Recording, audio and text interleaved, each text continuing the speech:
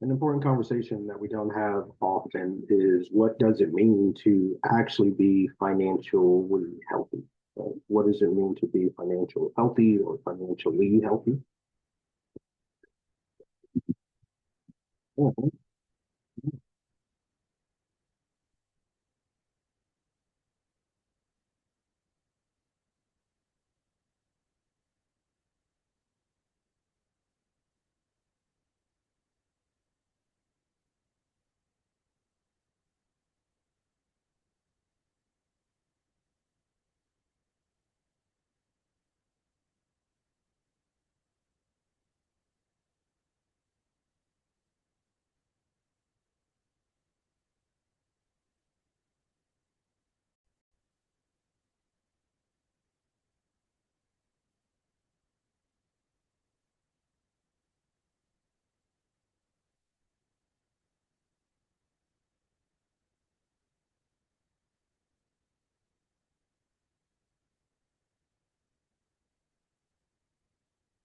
One question I would like to answer for everyone is what does it mean to be financially healthy? Uh, how do you actually go from financial health to financial wealth? And it's important because a lot of individuals will need to participate in a financial wellness program or they'll be marketed a financial wellness program. And so, in that ability to become well, what are you hoping to achieve? A lot of the companies and programs discuss financial wellness just based on their product. How well can you use their product and making sure that you're taking advantage of all the benefits and then try to make a correlation to your overall financial stress. And as a result of that, if we can give you more information, we'll decrease your financial stress and that'll make you more financially healthy. A lot going on there, but definitely not what a lot of people are thinking when it comes to, hey, how can I be financially healthy? And so let's break this down into some concepts or some elements that can at least make it easier to figure out how do you achieve that. First, let's look at financial health through its five elements. The first one is economic, and we then have relational. There is then the psychological, there is the behavioral, and lastly, there is the emotional. So we have these 5 points of financial health, which means we can either be 100% full or looking at it from a pie chart standpoint, 20, 40, 60, 80% or so.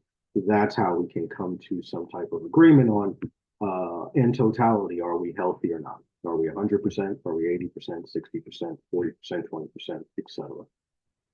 So let's break down exactly what each of these mean and how they work. When we talk about economic health, we're talking about products and services and consumerism. Basically, it is your ability to go out there and spend your money and use the products and services appropriately.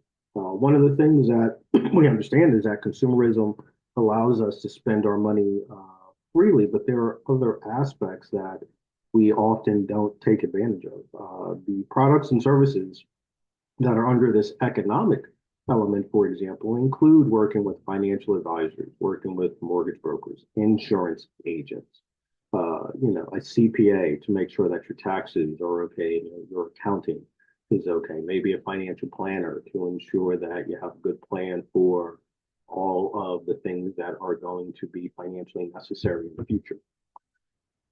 What we see though is that most people don't actually use these resources, seek them out, have them. And so when we actually go into an environment where we are using consumerism more than we're using the products and services to help us build wealth, from an economic standpoint, we can be unhealthy, right? Just by shifting that balance to more spending, then finding some of the tools and resources that we need to actually increase our wealth. And so understanding how economically healthy you are is often going to be a good way to start with your financial health. In relational, we should understand that the financial information that we get often comes from our family, our friends, maybe film, maybe just external environments. And we have to come to some realization of whether that is true or not. A lot of the times we in families or systems we can share these experiences so that way somebody can be good with one thing, taxes or budgeting, and someone else can be good with other things like investing or insurance. And so you may be talking to someone that just has a very specific interest in one thing, but doesn't have a holistic view of all financial services. And so we have to make sure that the financial information that you have is actually consistent with the financial information that's out there that actually allows you to understand the depth and breadth of resources, information, strategies that are available to you. And if we're able to do that, then we're able to better manage the way in which we are capable of making decisions, understanding trouble, understanding good opportunities. And so really getting to a point where we can reconcile the relational aspects of our financial health in terms of if the information that we have learned is accurate and is able to carry us into adulthood and beyond. There's also your psychological health when it comes to your money, and a lot of times money can allow us to really start to uh, envision the world in a different way. And so one of the things is when we don't have enough money or we don't have access to enough resources, we start to develop this scarcity mindset where resources, opportunities, anything seems like it's scarce. And so it makes you respond a certain way, highly skeptical, lots of fear, lots of anxiety. You don't allow yourself enough flexibility to just truly take risks so that way you can appear to get the wealth that you're looking for in the future. It may not be something that you can see it in the short term, but it's something that you have to do and fight that fear in the moment so that way you can have some more enjoyment later on. But the scarcity mindset doesn't allow us to see it. It allows us to see everything as scarce and everything is something that we need now. And if I don't have it now, I'm never going to have it. And so we have to understand the way that the effects of money impacts us from a psychological perspective. And oftentimes it's when we start to view resources or opportunities as scarce, and that scarcity mindset is something that can derail our decision making on an ongoing basis. And with that, it can lead to behaviors. Like sometimes the ways in which we look at our financial health has to be tied to our behavior. Sometimes money can make you do certain things, it makes you work too much, or you feel like there's not enough, so I'm just going to work, work, work, work, work.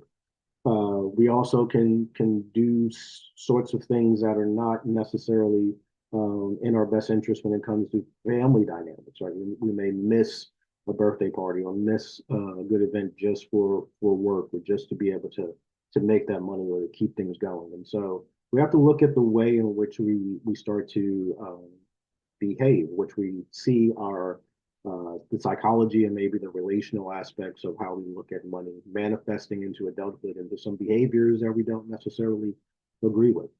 And so as a result of that, it's just going to require us to be more disciplined about what that behavior is, if it's ideal, and if it's not, how do we change it? What's the ideal behavior that we're looking for, and how do we actually shift towards that?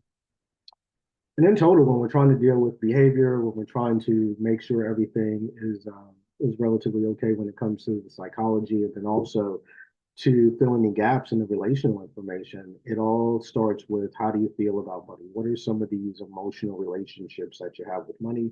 And what are some of the things that you're looking for? What is money going to do for you? Does it give you comfort?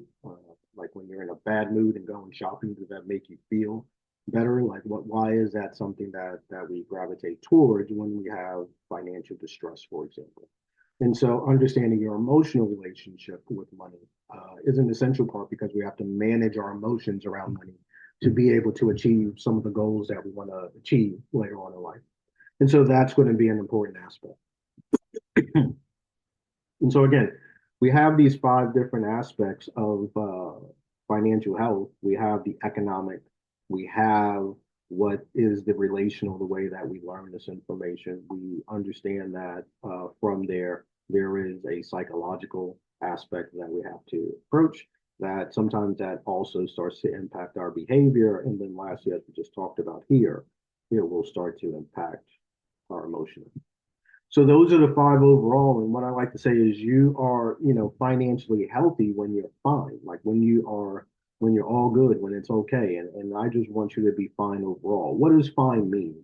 I use fine to kind of describe a few things. One, I want you to have financial independence. I want you to make decisions where money is not the primary motivator, but where your happiness is. And so have you make decisions outside of the realm of money and have that independence in your thought process. I want you to feel nurtured, that you've gone through this evolution in terms of understanding not only some of the gaps that you had in understanding finance, but now that you have filled those gaps, that you feel that you can do things, that you've learned, that you have this growth, that we filled this gap of information that was needed. And then as a result of feeling that gap in terms of information that was needed, you feel more empowered. You are ready and able and willing to move forward with your goals, with your aspirations, with your dreams, and it helps you to achieve your wealth goals. And so that's how I like to describe financial health. To be financially healthy, you have to be fine. And to be fine, we have to make sure that we break through these five elements of financial health so that way, as an individual, you're able to feel that financial independence, the nurturing, and the empowerment that goes with building wealth for the long term. I hope that that helps. Of course, anytime I can give any other information, I'm always going to be there for you. But thanks for watching and hope this was helpful in some way.